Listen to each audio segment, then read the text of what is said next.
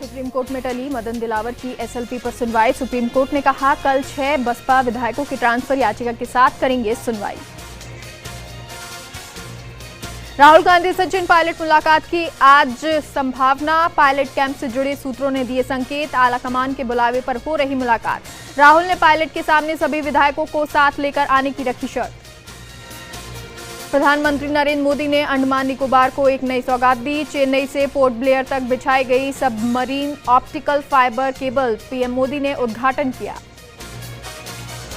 रिया चक्रवर्ती से ईडी की दूसरे दौर की पूछताछ चल रही है। रिया अपने पिता और भाई संग ईडी दफ्तर में मौजूद हैं। रिया से सुशांत के पैसों को लेकर सवाल पूछे जाएंगे। ईडी ने रिया से अपने खर्चों का प्रूफ देने के लिए डॉक्यूमेंट भी मंगवाए।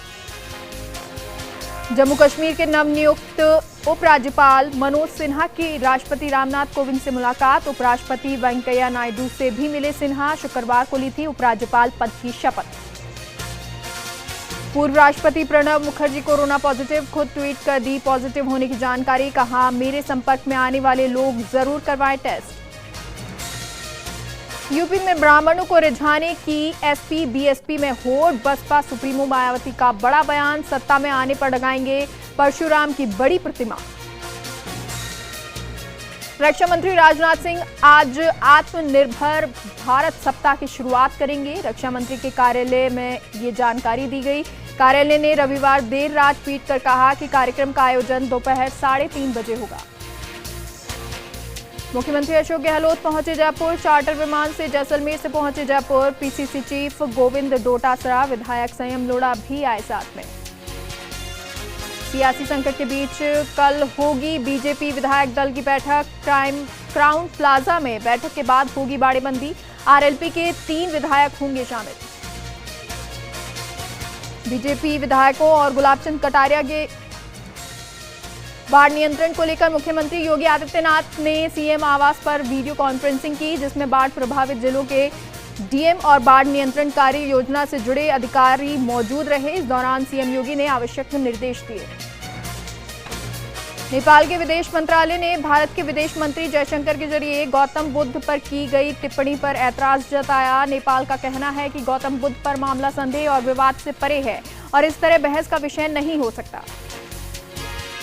यूपी के नोएडा में सेक्टर 63 स्थित एक बॉल पेन बनाने वाली फैक्ट्री में बीती रात आग लग गई, जिसमें सुरक्षा गार्ड की जलकर मौत हो गई। ट्रांसपोर्ट्स के एक प्रमुख संगठन ने मध्य प्रदेश में आज से 3 दिन की हड़ताल की घोषणा की है। संगठन ट्रांसपोर्ट कारोबार पर कोरोना की मार का हवाला देते हुए डीजल पर वैट में कमी के साथ रोड टैक्स और जीएसटी में छूट की मांग कर रहा है। जोधपुर के देचू में मिले 11 शवों का आज होगा अंतिम संस्कार। पोस्टमार्टम की प्रक्रिया हुई पूरी। जहर का इंजेक्शन देकर मारने का शक। जम्मू कश्मीर में भाजपा नेता अब्दुल हमीद की इलाज के दौरान मौत हो गई। बडगाम में कल आतंकियों ने अब्दुल हमीद को गोली मारी थी। तेलंगाना में भाजपा के 9 बीजेपी कार्यालयों का भूमि पूजन कार्यक्रम आयोजित किया गया, जिसमें भाजपा के राष्ट्रीय अध्यक्ष जेपी नड्डा ने वीसी के जरिए भाग लिया। दुनिया में कोरोना संक्रमितों का कुल आंकड़ा 2 करोड़ के पार पहुंच गया। वहीं 7,33,000 से ज्यादा लोगों की जान जा चुकी है। भारत में कोरोना मरीजों की संख्या 22 लाख के पार हो चुकी है। पिछले 24 घंटे में कोरोना से करीब 900 लोगों की मौत हो गई है। दिल्ली में एनएसयूआई के छात्रों ने फीस माफी सहित 3 मांगों को लेकर प्रदर्शन किया। वहीं फाइनल ईयर की परीक्षाओं को रद्द करने की मांग की है। 12 अगस्त को रूस की ओर से कोरोना वैक्सीन का पंजीकरण कराया जाएगा। रूस की इस वैक्सीन को दुनिया की पहली कोरोना वैक्सीन माना जा रहा है। इसे रूसी स्वास्थ्य मंत्रालय से जुड़ी एक संस्था गमलेयर रिसर्च इंस्टीट्यूट द्वारा विकसित किया गया है।